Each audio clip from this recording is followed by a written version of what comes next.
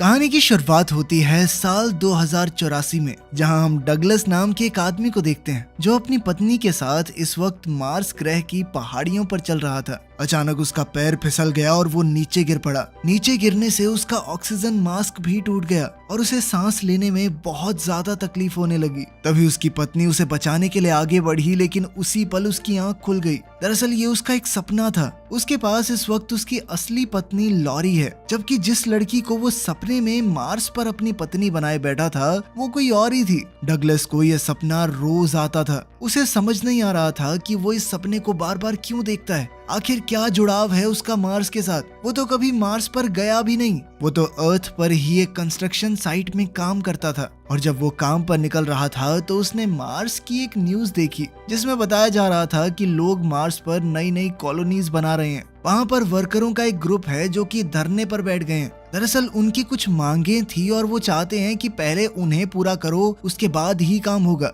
Mars पर जितनी भी खुदाई हो रही है उसे वायलॉस नाम का एक आदमी करवा रहा है। हमारी दुनिया में शायद इलॉन मस्क करवाएगा। यह आदमी वहाँ का गवर्नर था। सारे मजदूर उसी के अंडर काम करते हैं और वो उनके ऊपर बहुत ज्यादा जुल्म करता था। एक इंटरव्यू में गवर्नर से पूछा गया कि मार्स पर जो लोग धरने पर बैठे हैं उनका कहना है कि मार्स पर एलियंस के अवशेष मिले हैं। इस पर आपका क्या कहना है? गवर्नर ने साफ साफ मना कर दिया। उसने कहा कि ऐसा कुछ भी नहीं है। दरअसल मार्स में खुदाई के दौरान एक बहुत ही अजीबोगरीब धातु मिली है, एक ऐसा मेटल जो कि सिर्फ मार्स पर ही मिलता है। इस मेटल के कारण ही गवर्नर बहुत ज्यादा अमीर हो गया। वहीं डगलस जब ट्रेन से अपने काम पर जा रहा था तभी उसने रिकॉल नाम की एक कंपनी की एड देखी टीवी पर। इस कंपनी का कहना था कि अगर आपको कहीं भी घूमने जाना है तो पैसे बर्बाद करने की जरूरत नहीं है। हम आपके दिमाग में बिल्कुल ऐसी यादें डाल देंगे जो एकदम असली लगेंगी। आपको ऐसा लगेगा जैसे आपने वो जिंदगी वाकई में जी है। इसीलिए लोग अपनी ड्रीम डेस्टिनेशंस की यादें रिकॉल से अपने दिमाग में डलवा रहे हैं, जैसे कि वो मार्स पर गए हों, चांद पर घूम के आए हों, कुछ भी जो डलवाना डलवा लो। इस तरह की जगहों पर जाने और रहने के एक्सपीरियंस लोगों के दिमाग में उनकी यादों के तौर पर बन जाएंगे, और ये सिर्फ रिकॉल कंपनी की टेक्निक की मदद से ही हो सकता है। किसी और के पास ये टेक्नोलॉजी नहीं है। डगलस को ये एडवर्टीजमेंट काफी दिलचस्प लगी। अब डगलस को लगा कि हो ना हो मेरे सपनों का कुछ तो लेना देना है इस कंपनी के काम से। उसने देखा कि रिकॉल एक ऑप्शन भी देता है, एक सीक्रेट एजेंट बनने का, जिसमें आप एक लड़की को बचाते हैं। और वो लड़की बिल्कुल वैसी ही दिख रही थी जैसी डगलस को रोज अपने सपनों में दिखती है, जिसके साथ वो सपने में मार्स पर था। तो डगलस ने भी उस कंपनी वालों के पास जाने का सोचा कि आखिर ये सब हो क्या रहा है उसके साथ। पर इससे पहले कि डगलस को मशीन के अंदर डाला जाए, अचानक से उसे कुछ हो गया। वो डॉक्टर्स के ऊपर हमला करने लगा। वो बहुत ज्यादा गुस्से में आ गया, मानो उसके अंदर कोई और ही शख्स जाग गया हो। डॉक्टर्स ने बड़ी मुश्किल से उसे बेहोश किया। अब डॉक्टर्स ने रिकॉल कंपनी के मालिक को सब कुछ बताया। वहाँ से किसी को बुलाया गया जिसने डगलस को उसके घर पर छोड़ दिया। थोड़ी देर बाद जब डगलस अपने होश में आया तो उसने सब कुछ अपनी पत्नी लॉरी को बताया। वो अजीब सी मशीन, उस एड के बारे में, अपने सपनों के बारे में, सब कुछ। लॉरी ने उसे शांत करते हुए कहा, किसी ने तुम्हारे दिमाग के साथ छेड़छाड़ नहीं की, ये सब कुछ तुम्हारा भ्रम है। डगलस ने अपने हाथों का खून दिखाया और कहा कि जो कुछ मैंने कहा वो सब सच है, लेकिन लॉरी उसकी बात पर भरोसा नहीं कर रही। इसके बाद जैसे ही वो वॉशरूम में अपने हाथ धोने गया, इसी दौरान लॉरी ने चुपके से एक सीक्रेट एजेंट को कॉल कर दिया और कहा कि तुम्हें यहाँ जल्द से जल्द आना होगा। जैसे ही डगलस वॉशरूम से बाहर आया, लॉरी ने उस पर हमला कर दिया, लेकिन अपने ऊपर हुए हमले को देखते ही डगलस के हाथ अपने आप चलने लगे, मानो उसकी कोई मसल मेमोरी हो, और उसने बड़ी आसानी से लॉरी को हराकर उसे गन पॉइंट पर ले लिया और उससे पूछा, तुम हो कौन? इस पर लॉरी ने बताया कि मैं तुम्हारी पत्नी नहीं हूँ। ये सुनते ही मानो डगलस के पैरों तले जमीन खिसक गई। उसने हैरान होकर कहा, लेकिन हम तो पिछले 8 साल से साथ रह रहे हैं। लॉरी ने उसे बताया कि ये सब झूठ है, तुम्हारे दिमाग में ये सब डाला गया है, ये यादें, ये जिंदगी। मैं एक मिशन पर हूँ, उसी वजह से तुम्हारी बीवी बनकर रह रही हूँ। मैं सिर्फ पिछले 6 हफ्तों से तुम्हारे साथ हूँ। डगलस को अब सच्चाई समझ में आई। तभी उसने स्क्रीन पर देखा कि वो सीक्रेट एजेंट भी आ गया जिसे लॉरी ने बुलाया था। डगलस लॉरी को बेहोश करके तुरंत वहाँ से भागा। वो सीक्रेट एजेंट जिसे लॉरी ने बुलाया था असल में उसका असली पति था। दोनों पति पत्नी एक टीम में काम करते हैं। अब वो एजेंट किसी भी कीमत पर डगलस को पकड़ना चाहता है। डगलस अपनी जान बचाने के लिए और अपने दिमाग में छुपी हुई असली यादों का सच ढूंढने के लिए इधर उधर भागने लगा। उसे एक होटल दिखा जिसका नाम था रिड्स। नाम देखते ही उसके दिमाग में कुछ पुरानी यादें ताजा होने लगी। वो होटल के एक कमरे में गया जहां वो पहले भी जा चुका था, लेकिन उसे अब भी कुछ पूरी तरह से याद नहीं आ रहा। तभी एक आदमी का वीडियो कॉल आया जिसने डगलस को बताया कि वो दोनों यानी ये आदमी और डगलस गवर्नर के लिए मार्स पर काम किया करते थे। उसने डगलस से कहा कि गवर्नर तुम्हें किसी भी कीमत पर पकड़ना चाहता है और तुम उससे तब तक नहीं बच पाओगे जब तक तुम अपने दिमाग का ट्रैकिंग डिवाइस निकाल ना दो। ये बात एकदम सच है, उसने तुम्हारे दिमाग में एक ट्रैकिंग डिवाइस लगा रखा है। उसने ये भी बताया कि उसके पास डगलस की एक अमानत है, एक बैग जो कि डगलस ने उसे बिल्कुल ध्यान से रखने के लिए कहा था।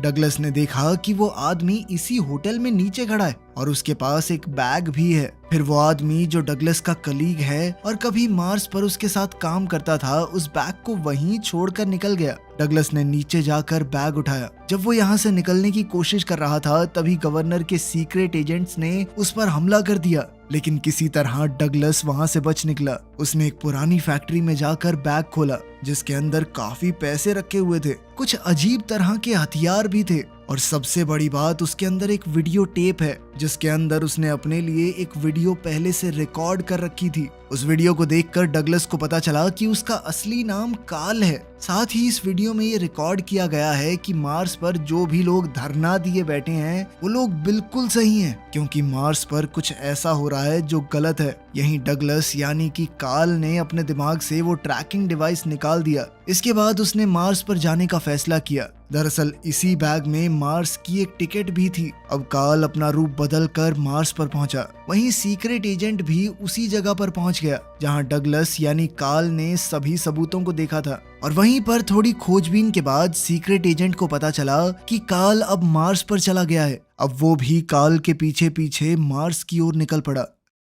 जैसे ही वो मार्स के एयरपोर्ट पर पहुंचा तो उसने काल को वहां देख लिया, लेकिन काल जल्दी से ट्रेन में चढ़कर वहां से निकल गया। उस ट्रेन की मदद से वो मार्स की एक कॉलोनी में पहुंचा। इस पूरी की पूरी कॉलोनी को कवर किया गया था ताकि उसके अंदर ऑक्सीजन की सप्लाई दी जा सके। काल यहाँ से होटल में गया जहाँ उसके लिए पहले से ही एक नोट मौजूद था। इस नोट में लिखा था कि उसे मेलिना से मिलना होगा। एक टैक्सी ड्राइवर ने उसकी मदद की और उसे मेलिना के पास ले गया। वहाँ पहुंचकर काल ने देखा कि यहाँ बहुत से बीमार लोग हैं। इनके चेहरे बहुत अजीबोगरीब से हो गए हैं, वो लोग एलियंस जैसे लग रहे हैं। टैक्सी ड्राइवर ने बताया कि यहाँ जो दीवार है वो बहुत ही ज्यादा कमजोर है। इस दीवार को डोम कहा जाता है। डोम के कमजोर होने की वजह से ही बाहर के वातावरण का लोगों के ऊपर बहुत बुरा असर हुआ है। उनके चेहरे तक बदलने लगे हैं। वो लोग बाहर की हवा से इन्फेक्ट हो चुके हैं। अब काल यहाँ मेलिना से मिला और जब उसने मेलिना को देखा तो वो हैरान रह गया, क्योंकि ये वही लड़की है जो उसके सपनों में आती थी। मेलिना उसे देखते ही बहुत नाराज हुई और कहा कि काल उसे अकेला छोड़कर क्यों चला गया। काल ने उसे बताया कि वो किस तरह पृथ्वी पर था, उसके दिमाग से सारी यादों को हटा दिया गया है। लेकिन मेलिना ने उसकी कोई बात नहीं मानी और तो और उसने काल के ऊपर बंदूक तान दी। अब मेलिना को लग रहा था कि काल गवर्नर के लिए काम करता है और मार्स पर जो भी लोग धरना दिए बैठे हैं वो उनको मार देगा। मेलिना ने गुस्से में काल को वहाँ से चले जाने को कहा, क्योंकि वो उस पर अब भरोसा नहीं कर पा रही। कुछ देर बाद काल के पास एक डॉक्टर आया। उसने काल से कहा कि ये सब सच्चाई नहीं है, सिर्फ तुम्हारे दिमाग में ये चीजें चल रही हैं। तुम अभी भी उसी रिकॉल मशीन में हो। मशीन में कुछ दिक्कत आ गई जिस वजह से तुम यहाँ फंस चुके हो। मैं तुम्हें लेने आया हूँ, चलो मेरे साथ। डॉक्टर ने बताया कि उसकी यानी काल की पत्नी भी यहाँ है और जब उसने दरवाजा खोला तो वहाँ लॉरी थी। ये देखकर काल पूरी तरह कंफ्यूज हो गया। वो समझ नहीं पा रहा था कि वो काल है या डगलस, लेकिन डगलस ने हार नहीं मानी। सच्चाई जानने के लिए उसने डॉक्टर पर बंदूक तान दी। उसने कहा कि ये सब मेरे दिमाग में चल रहा है ना, अगर तुम्हें यहाँ मार भी दिया जाए तो क्या फर्क पड़ता है, तुम जिंदा ही रहोगे ना। ये सुनते ही डॉक्टर के पसीने छूट गए। इससे पहले काल डॉक्टर पर गोली चलाता लॉरी ने कुछ लोगों को वहाँ बुला लिया। इन लोगों ने काल को मारना शुरू कर दिया। लड़ाई में काल बेहोश हो गया और अब वो लोग उसे गवर्नर के पास ले जाने लगे। लेकिन तभी वहाँ मेलिना आ गई, जिसने मौका देखकर उन लोगों पर हमला बोल दिया। इस हमले में लॉरी मारी गई और फिर मेलिना काल को उस जगह पर ले गई जहाँ वो सभी लोग रहते थे जो गवर्नर के खिलाफ आवाज उठा रहे हैं। दरअसल गवर्नर के खिलाफ वो लोग थे जिनके ऊपर पर्यावरण का बहुत बुरा असर हुआ है। किसी का चेहरा, किसी का शरीर आधा टेढ़ा मेढ़ा हो गया और ये लोग नहीं चाहते कि ये कंपनी जो यहाँ का गवर्नर चलाता है वो सब पर इसी तरह जुल्म करता रहे। उन्होंने सोच लिया था कि जैसा उनके साथ हुआ है वैसा वो किसी और के साथ नहीं होने देंगे। गवर्नर को पता चल गया कि काल को उस जगह पर ले जाया गया है जहां पर उसके सभी दुश्मन रहते हैं, जिसके बाद गवर्नर ने उस जगह की ऑक्सीजन सप्लाई को बंद कर दिया और वहां पर एक अनाउंसमेंट की गई कि अगर काल और मेलिना को उसके हवाले नहीं किया गया तो इस जगह की ऑक्सीजन सप्लाई हमेशा के लिए रोक दी जाएगी और सब लोग घुट घुट कर मर जाओगे। अब काल को वहाँ के लीडर, जिसका नाम जॉर्ज है, उसके पास ले जाया गया। लीडर ने काल से एक सवाल पूछा कि आखिर उस पिरामिड में जहाँ किसी को जाने की इजाजत नहीं है, ऐसा कौन सा राज छुपा है कि गवर्नर अब किसी भी हाल में काल को खत्म करना चाहता है। इस पर काल ने जवाब दिया कि उसे कुछ भी याद नहीं, उसकी यादों को जबरदस्ती मिटा दिया गया है, लेकिन ये पक्का है कि काल के पास गवर्नर का कोई तो राज छुपा है जिस वजह से वो उसे पकड़कर जान से मारना चाहता है। अब जॉर्ज ने कहा कि वो काल को कोइटो से मिलवाना चाहता है। कोइटो गवर्नर के खिलाफ खड़े हुए लोगों का नेता है। आज तक किसी ने कोइटो को नहीं देखा और तो और गवर्नर भी किसी भी तरह से कोइटो से मिलना चाहता है, क्योंकि अगर कोइटो को मार दिया गया तो सभी विरोधी खुद ब खुद शांत बैठ जाएंगे। जॉर्ज काल को अपने साथ एक कमरे में ले गया। जॉर्ज ने अपनी शर्ट उतारी और एक अजीब सा मंजर सामने आया। जॉर्ज के पेट में एक और जीव था। ये जीव यहाँ के वातावरण के असर की वजह से जॉर्ज के पेट के पास उग गया था। वो दीवार पतली होने की वजह से जॉर्ज के ऊपर भी बहुत बुरा असर हुआ था और सबसे घुमा देने वाला ट्विस्ट तो ये था कि यही जीव कोइटो है, जिसका मतलब साफ है कि कोइटो कोई और नहीं बल्कि जॉर्ज ही है। कोइटो के पेट में इस जीव के उगने के बाद से उसके अंदर एक अद्भुत शक्ति आ गई थी। वो किसी के भी मन की बात पढ़ सकता था। हालांकि काल की यादों को मिटा दिया गया था, लेकिन फिर भी उसके दिमाग में कहीं ना कहीं वो सब छुपा हुआ है, जिससे ये पता चल सके कि उस पिरामिड के अंदर कौन सा राज छुपा है जिसे गवर्नर सबसे छुपाना चाहता है। कोइटो ने काल का हाथ पकड़ा ताकि वो उसके दिमाग में झांक सके। उसे पता चला कि इस पिरामिड के अंदर एक रिएक्टर है जो कि आज से 5 लाख साल पहले एलियंस ने वहां बनाया था और गवर्नर नहीं चाहता कि इस जगह के बारे में किसी भी इंसान को पता चले। गवर्नर इस रिएक्टर को तबाह करना चाहता है।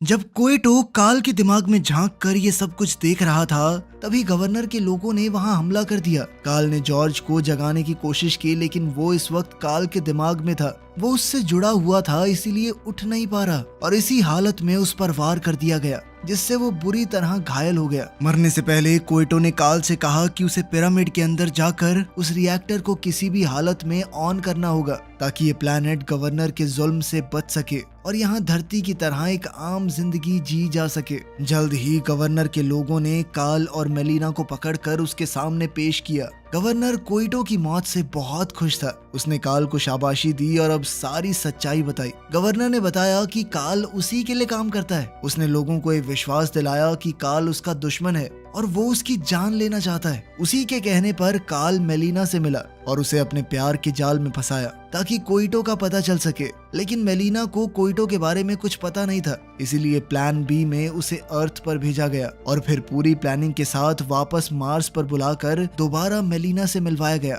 इस बार जब काल की जान खुद खतरे में थी तो बाकी सब खुद को उसे कोइटो से मिलवाने से रोक नहीं पाए, लेकिन गवर्नर ये नहीं जानता कि कोइटो के पास ऐसी शक्तियां थी जिससे वो लोगों का दिमाग पढ़ सकता था। वो नहीं जानता कि कोइटो ने काल के दिमाग में झांक कर सब कुछ देख लिया था। अगर वहाँ के रिएक्टर को ऑन कर दिया जाए तो मार्स का वातावरण भी बिल्कुल धरती जैसा हो जाएगा। दरअसल धरती के नीचे अभी भी बहुत बड़े बड़े ग्लेशियर हैं और रिएक्टर ऑन करने से वो पिघलना शुरू हो जाएंगे और जैसे जैसे वो पिघलने लगेंगे यहाँ का वातावरण भी धरती की तरह हो जाएगा, जिससे लोग यहाँ आसानी से जी पाएंगे और ज्यादा लोग यहाँ बसने लगेंगे, जिसके बाद यहाँ भी सरकार आ जाएगी और गवर्नर का कब्जा मार्स से हट जाएगा। अब राज किसको बुरा लगता है? तो गवर्नर किसी भी हाल में उस रिएक्टर को ऑन नहीं होने देना चाहता था, बल्कि वो तो हमेशा के लिए रिएक्टर को तबाह कर देना चाहता है ताकि उसकी हार की कोई गुंजाइश ही ना रहे। उसने अपने लोगों को ऑर्डर दिया कि काल और मेलिना के दिमाग से उनकी सारी यादें मिटा दो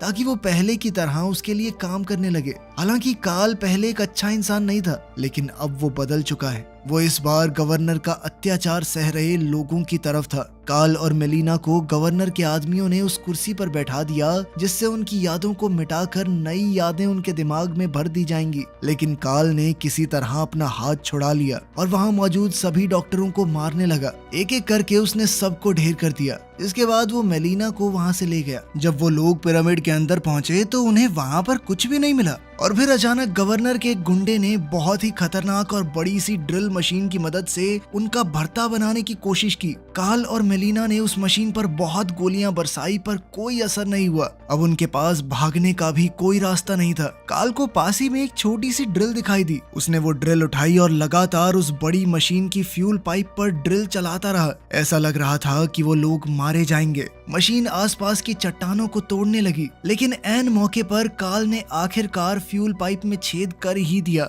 जिससे वो मशीन वहीं रुक गई। मशीन रुकी और अब काल ने आगे बढ़कर ड्राइवर के दरवाजे में ड्रिल करके उस गुंडे को भी खत्म कर दिया। इतने में मेलिना ने बताया कि उनके पीछे की दीवार उस मशीन से टूट गई है और अंदर एक बहुत बड़ा रिएक्टर मौजूद है। वो जैसे ही ऊपर की ओर बढ़े, बहुत से गुंडे घात लगाए उनका इंतजार कर रहे थे। काल अकेला आगे बढ़ ही रहा था कि तभी बहुत सारे गुंडों ने उसे गोलियों से भून दिया, लेकिन उसे कुछ भी नहीं हुआ क्योंकि ये काल नहीं, सिर्फ उसका एक हाई टेक होलोग्राम था, जिसे आप एक तरह की एडवांस वीडियो भी समझ सकते हो जो एकदम असली लगे। जैसे ही गुंडों ने हमला बंद किया, अचानक काल ने पीछे से उन पर गोलियां बरसा दी। काफी सारे गुंडे मारे गए। मेलिना ने भी इसी टेक्निक से 2 और को ढेर कर दिया। अब सिर्फ गवर्नर का राइट हैंड यानी कि मेन आदमी बचा था, जो मौका देखकर लिफ्ट में चढ़कर भागने लगा। लेकिन काल भी ऐन मौके पर छलांग लगाकर लिफ्ट में चढ़ गया। उन दोनों के बीच जबरदस्त लड़ाई छिड़ गई। दोनों एक से बढ़कर एक थे, लेकिन फिर काल ने अपनी जबरदस्त टेक्निक से उस गुंडे को उठाकर नीचे पटक दिया, पर वो अभी भी किनारे से लटका हुआ था। काल उसका हाथ छुड़वाने आया तो उसने काल को ही पकड़ लिया कि बेटा तुझे भी साथ लेके मरूंगा। काल ने ऊपर देखा तो वो एक दीवार के बहुत करीब थे और उसने खुद को थोड़ा पीछे खींच लिया, जिसके बाद दीवार और लिफ्ट के बीच में आकर गुंडे के दोनों हाथ उखड़ गए। वो लिफ्ट उसे सीधा उस जगह ले गई जहां रिएक्टर को ऑन करने का बटन था, लेकिन गवर्नर पहले से ही वहां मौजूद था। उसके पास एक बम था। उसने काल को यकीन दिलाने की कोशिश की कि अगर रिएक्टर को ऑन किया गया तो पूरा का पूरा मार्स तबाह हो जाएगा। लेकिन जब काल को उसकी बात पर भरोसा नहीं हुआ तो गवर्नर ने उस पर बंदूक तान दी। पर इससे पहले वो काल को मारता, मेलिना ने वहां पहुंचकर गवर्नर को कई गोलियां मार दी। घायल हालत में भी गवर्नर ने बम को एक्टिवेट कर दिया, लेकिन इससे पहले कि वो फटता, काल ने उसे दूर फेंक दिया, जिसके बाद वहां एक जबरदस्त धमाका हुआ। इस धमाके की वजह से गवर्नर और उसके आदमी बाहर की ओर गिर गए और जहां से ये गिरे वहां पर शील्ड मौजूद नहीं थी, जिस वजह से वहां के वातावरण के कारण ये लोग इन्फेक्ट हो गए। और काल भी नीचे गिरने ही वाला था, लेकिन गिरने से पहले उसने रिएक्टर को ऑन कर दिया। अब मेलिना के साथ साथ वो भी बाहर गिर गया। वो भी अफेक्ट होना शुरू हो गया, लेकिन अगले ही पल रिएक्टर ने अपना काम शुरू कर दिया और सारे ग्लेशियर भी पिघल गए। अब उस जगह पर ऑक्सीजन आनी शुरू हो गई थी। समय के साथ यहाँ का वातावरण भी धरती जैसा हो गया, जिस वजह से काल और मेलिना दोबारा से ठीक होने लगे। अब ये प्लैनेट इंसानों के रहने लायक पूरी तरह से बन गया था। अब यहाँ बड़ी आसानी से जिंदगी बिताई जा सकती है। काल को ये सब देखकर बहुत खुशी हुई, लेकिन तभी उसके दिमाग में एक बात आई कि कहीं ये भी उसके दिमाग का कोई लोचा तो नहीं। लेकिन तभी मेलिना उसके करीब आई, जिससे वो समझ गया कि ये सपना नहीं हकीकत है। वीडियो पसंद आई तो लाइक कर देना, चैनल को सब्सक्राइब कर लेना। मिलते हैं अगली वीडियो में।